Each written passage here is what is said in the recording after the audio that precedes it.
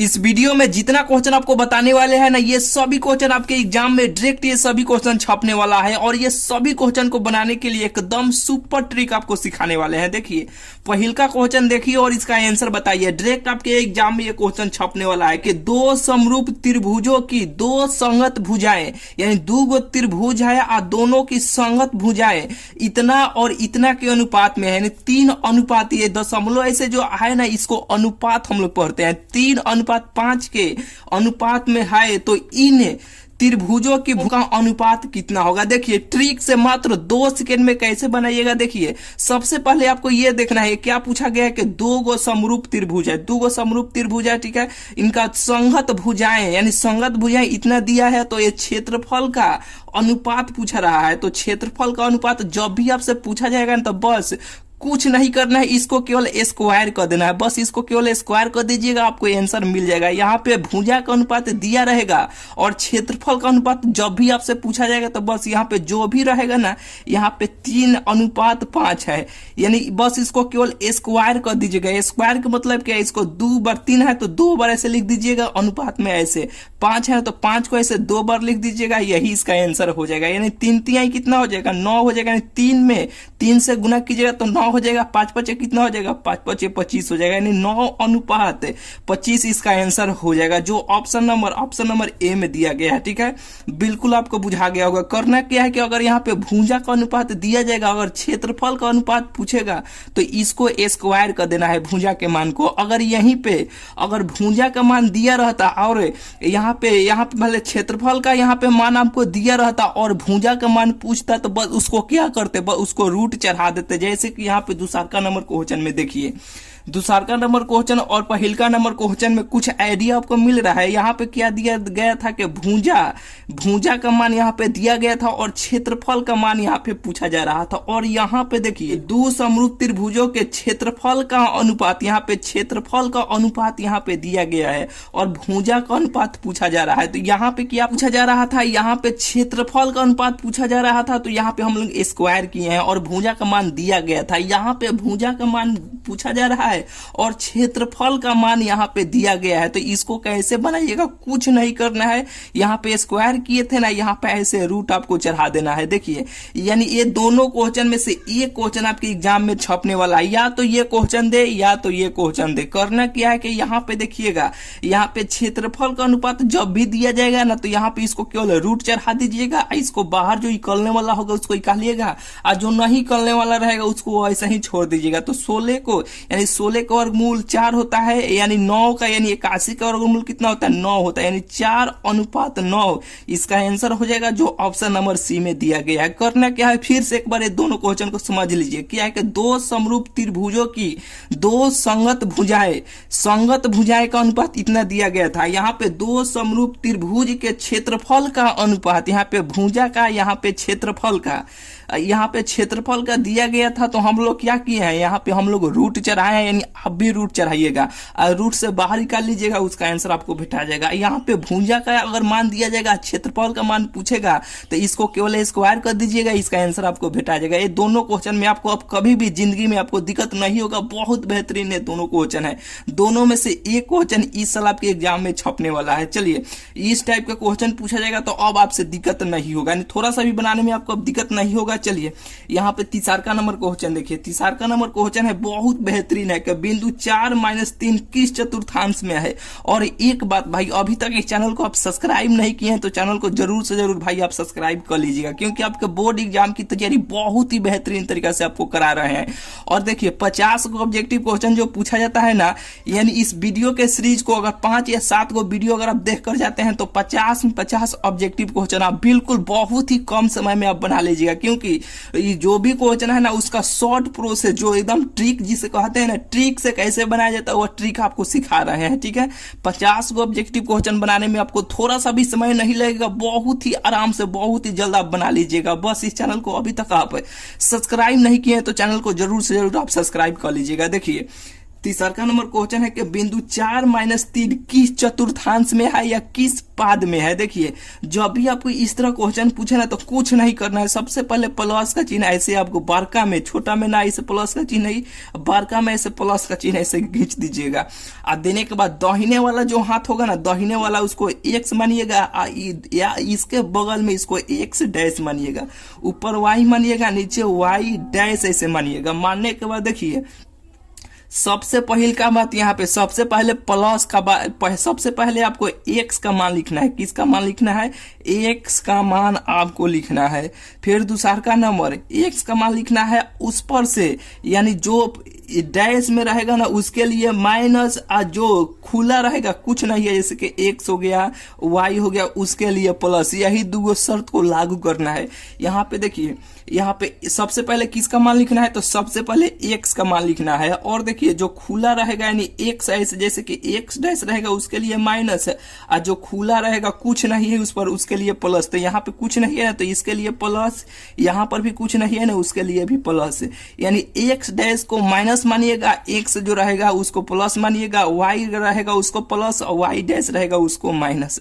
अब इसमें देखिए सबसे पहले एक्स का मान लिखना है। तो एक्स का मान यहाँ पे काथी में है? डैश है ना तो उसके लिए माइनस, ये प्लस में है तो ये प्लस हो जाएगा। देखिए ये चतुर्थांश आपको बनाने सिखा रहे हैं, ठीक है। आपको इसी ट्रिक से बनाना है, फटाक फटाक, यानी अभी 2 मिनट 1 मिनट आपको समय लगेगा बताने में, लेकिन फटाक फटाक ऐसे खींच के फटाक फटाक ऐसे आप बना लीजिएगा। देख लीजिएगा कि चतुर्थांश में है, उसका आंसर टिक कर दीजिएगा। एकदम थोड़ा सा भी समय नहीं लगेगा, अभी थोड़ा सा समय लग रहा है, थोड़ा सा समय दीजिए। देखिए सबसे पहले एक्स का मान आपको लिखना है, तो ये डैश है तो माइनस, आइए वाई डैश है तो इसके लिए भी माइनस, यानी माइनस माइनस हो जाएगा। सबसे पहले एक्स का मान, तो यहाँ पे एक्स का मान का थी कुछ डैश फैश कुछ नहीं है तो उसके लिए प्लस, आइए डैश में तो इसके लिए क्या हो जाएगा? इसके लिए माइनस हो जाएगा। ये चतुर्थांश आपको बुझाया कि नहीं? यानी कहने का मतलब क्या है कि सबसे पहले आपको ऐसे प्लस का चिन्ह तनी बारका में आपको बनाना है, उसके यहाँ पे एक्स लिखना है, इधर एक्स डैश लिखना है, यानी दाहिने साइड वाला हाथ को एक्स और उसके बाएं वाले हाथ को एक्स डैश, ऊपर वाई या नीचे वाई डैश आपको ऐसे लिखना है। और हमेशा सबसे पहले एक्स का मान लिखिएगा, और जो एक्स डैश रहेगा वाई एक्स डैश रहे या वाई डैश रहे उसके लिए माइनस, और जो एक्स रहे या एक्स रहे उस सब के लिए प्लस प्लस का चिन्ह दीजिएगा। ये चतुर्थांश आपको बिल्कुल समझ में आ गया होगा। देखिए ये पहिल का मान हो जाएगा, ये दूसर का हो जाएगा, ये तीसर का हो जाएगा, ये चौथ का हो जाएगा। कौन होगा? ये चौथ का हो जाएगा। यानी देखिए घड़ी कैसे चलता है, घड़ी यहाँ पे देखिए घड़ी जब ऐसे रहता है यहाँ पे 12 होता है, 1 होता है, 2 होता है, 3 ऐसे होता है ना, तो घड़ी इस तरीके से चलता है, ऐसे चलता है ना, ऐसे ऐसे ऐसे ऐसे। तो इसको हम लोग कहते हैं क्लॉकवाइज। तो आपको चलना है एंटी क्लॉकवाइज, यानी एंटी क्लॉकवाइज आपको चलना है। तो एंटी क्लॉकवाइज का मतलब क्या? घड़ी हो गया तो एंटी क्लॉकवाइज, मान लीजिए यहाँ पे 12 हो गया ना तो यहाँ से चलना है एंटी क्लॉकवाइज। तो यहाँ से चलिएगा तो ये 1 2 3 4, ये बिल्कुल आपको ये चतुर्थांश सब समझ में आ गया होगा। अब क्या दिया है कि 4 - 3, तो कुछ नहीं है तो प्लस है ना यहाँ पे, और -3 तो यहाँ पे -3 का मतलब क्या? माइनस, यानी प्लस माइनस। अब इसमें देखना है प्लस माइनस कहाँ पे है, यहाँ पे प्लस है यहाँ पे माइनस है, तो किस चतुर्थांश में है? 1 2 3 4, यानी चतुर्थ है, यानी चौथ का ये पाद में है। तो इसका आंसर क्या हो जाएगा? चतुर्थ हो जाएगा। और इसका आप बताइए, जैसे कि मान लीजिए कि अगर यहीं पे -3 और -2 दे दिया जाता तो ये किस चतुर्थांश में है? तो यहाँ पे माइनस है ना, तो यहाँ पे माइनस, यहाँ पर भी माइनस है तो माइनस, और माइनस माइनस देखना है कहाँ पे है, तो यहाँ पे है ना, तो ये तृतीय चतुर्थांश में है। ये चतुर्थांश आपको बिल्कुल समझ में आ गया होगा। 1 या 2 बार प्रेस्टिक इस वीडियो को खत्म हो जा रहा है ना, तो 1 या 2 बार अपने से पार कर आपको प्रेस्टिक करना है तो करना है, ठीक है। चलिए यहाँ पे तीसरा का नंबर क्वेश्चन आपको बिल्कुल समझ में आ गया होगा। यानी इस टाइप का क्वेश्चन जब भी आपको पूछे किस चतुर्थांश में फटाकना चतुर्थांश बनाना है, x x dash y y dash आपको बना लेना है, ठीक है। चलिए ज्यादा समझाने का जरूरत नहीं, आप बिल्कुल समझ गए होंगे। चलिए यहाँ पे देखिए चौथा नंबर जो क्वेश्चन है कि कार्तीय तल में स्थित किसी बिंदु का 6 4 के कोटि का मान होगा। देखिए 2 चीज पूछा जाता है, एक होता है भुज क्या होता है, एक होता है भूंज और एक होता है कोटि। ये दो गो क्वेश्चन में पूछा जाता है हर साल। तो देखिए कोटि और भूंज को आप ट्रिक से कैसे याद रखिएगा। देखिए अगर आप देहात से होंगे ना, यानी गांव से अगर आप आते होंगे ना, तो गांव में कोठी होता है, माटी का कोठी यानी कोठी होता है। तो देखिए यानी आप जो रहिएगा, आप जो है ना वो भूंज है। आप ऐसे ट्रिक बैठाइएगा, आप हम जो है ना, यानी आप जो है ना वो भूंज है, घरे वाला दूसर का नंबर कोठी है, घरे नंबर दूसर का नंबर कोठी है। तो इसमें भी कोठी यानी घरे वाला दूसर का नंबर, तो दूसर का नंबर ये पहिल का हो गया, दूसर का नंबर हो गया, तो 4 इसका आंसर कोठी हो जाएगा। अगर भूंज पूछता तो ये 6 इसका भूंज हो जाता। ठीक है, इसी ट्रिक से आप याद रखिएगा। कोठी यानी हम हो गए भूंज, कोठी घरे वाला।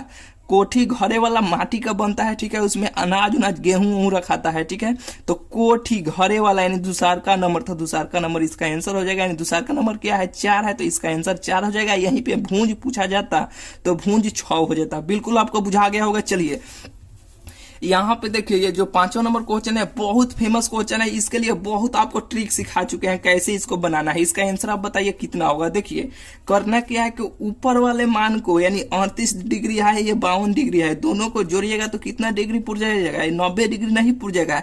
यानी ऊपर वाले मान को और नीचे वाले मान को अगर जोड़ने पर, दोनों को जोड़ने पर अगर 90 डिग्री पुर जाएगा तो उसका आंसर हमेशा 1 होगा। और यहाँ पे इसका उल्टा यहाँ पे होना चाहिए। हालांकि जब भी ऐसे क्वेश्चन दिया जाता है ना, तो इसके उल्टा ही दिया जाता है। ठीक है, इसमें आपको दिमाग नहीं लगाना है। ये आपको दिमाग लगाना है कि ऊपर वाले मान को जोड़ने पर और नीचे वाले मान को जोड़ने पर, अगर दोनों को जोड़ने पर अगर 90 डिग्री पुर गया तो उसका आंसर हमेशा 1 होगा। कितना होगा, इसका आंसर हमेशा 1 हो गया। और यहाँ पे गुना में क्या है, 2 है ना, तो 2 से ऐसे गुना कर लीजिएगा तो इसका आंसर 2 हो जाएगा, जो ऑप्शन नंबर ए हो जाएगा। फिर से एक बार कि यहाँ ऊपर वाले को और नीचे वाले को जोड़ने पर अगर 90 डिग्री पुर गया तो इसका आंसर हमेशा 1 हो जाएगा। और यहाँ पे जो भी रहेगा उसको गुना कीजिएगा, नहीं रहेगा तो 1 ही इसका आंसर हो जाएगा। अगर यहीं पे मान लीजिए अगर पी रहता तो इसका तो आंसर 1 हो गया। ठीक है, 1 में पी से गुना करेंगे तो पी हो जाएगा, तो इसका आंसर पी हो जाएगा। अगर यहीं पे 10 रहता, 10 कॉट, यहाँ पे कुछ नहीं रहता, 10 38 डिग्री,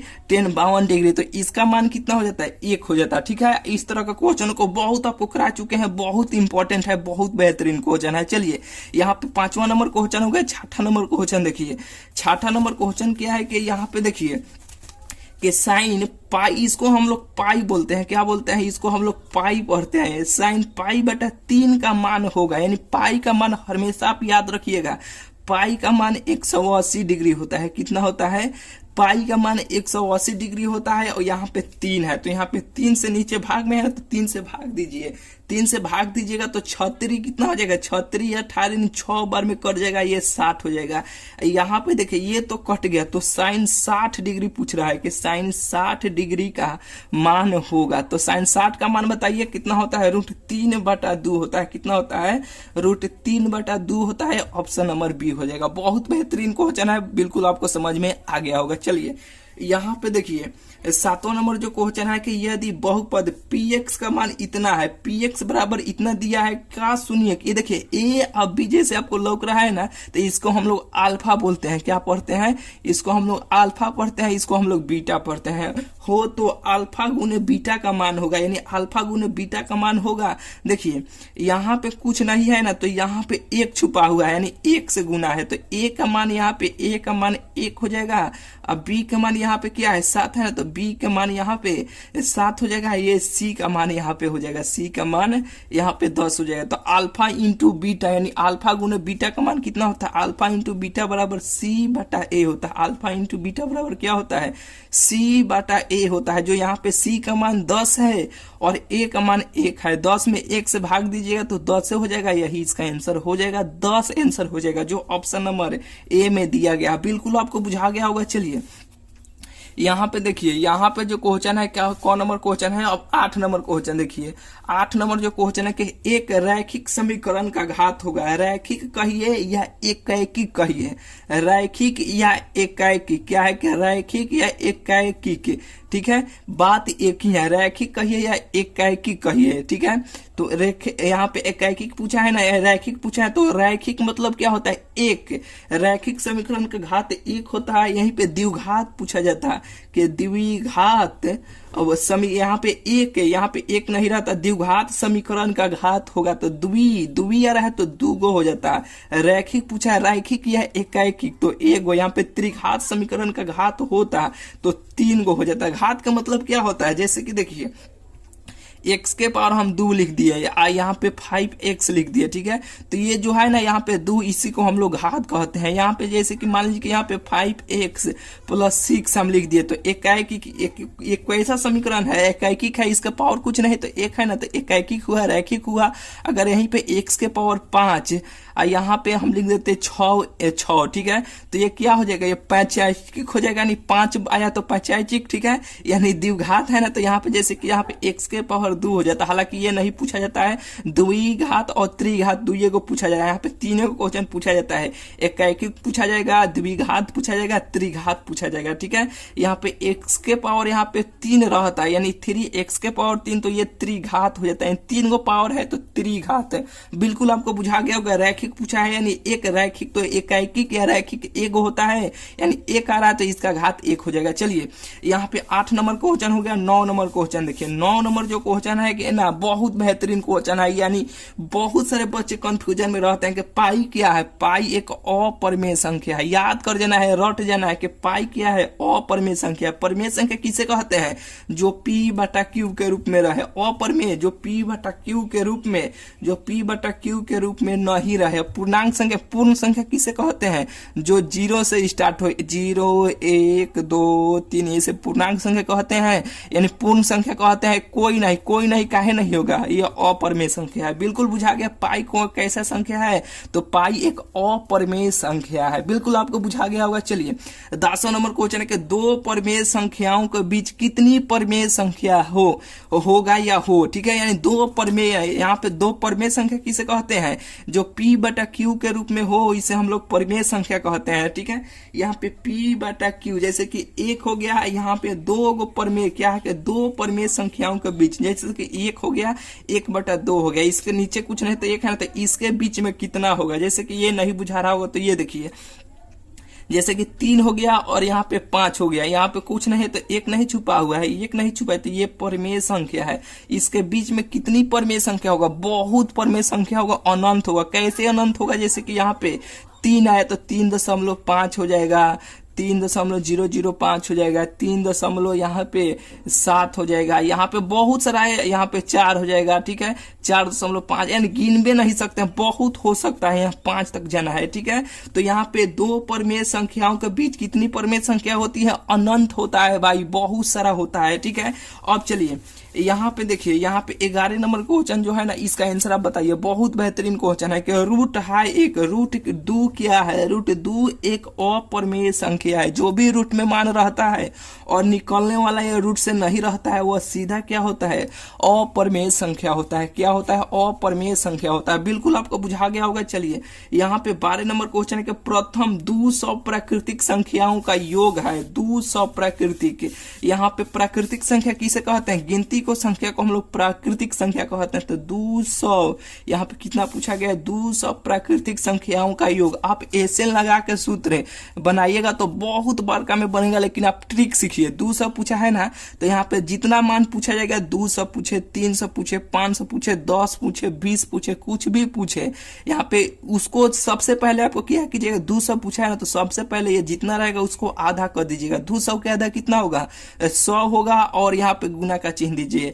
फिर इसमें 1 बढ़ जाए तो 200 में 1 बढ़ेगा तो कितना हो जाएगा, 201 हो जाएगा। बस इसको गुना कर लीजिएगा, आपको आंसर भेटा जाएगा। कैसे गुना कीजिएगा, देखिए जब भी यहाँ पे 0 अंक आपको भेटाए ना, तो यहाँ पे देखिए जो भी यहाँ पे रहेगा उसको वैसे ही लिख लीजिएगा। यहाँ पे 2 0 है ना, तो इसको 2 0 बैठा लीजिएगा, यही इसका आंसर हो जाएगा।